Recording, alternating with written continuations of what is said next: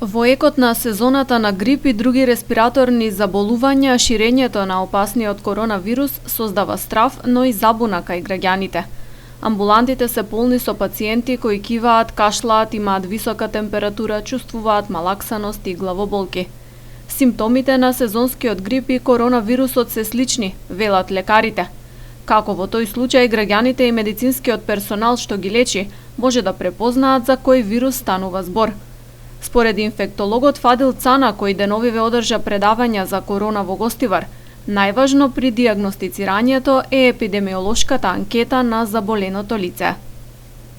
Новиот тип на коронавирус дава симптоми кои личат на симптомите на сезонскиот грип.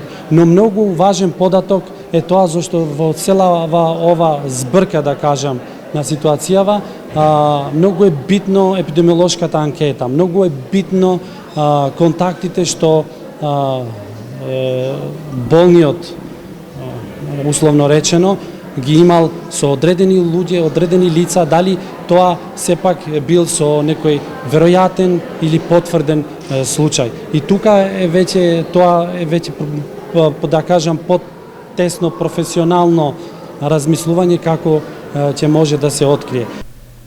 Од појавата на првиот заразен со корона во земјава, низ аптеките има голема побарувачка за гелови за дезинфекција и заштитни маски.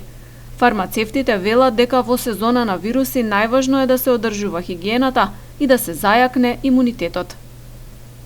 Имуностимуланси. Многу имуностимуланси за да може да се потикне имунитетот, за да не може, исто така и нема потреба за паника, значи пошто исто прават паника околу маските. Маска треба да носи тој што е болен, а не тој што е здрав.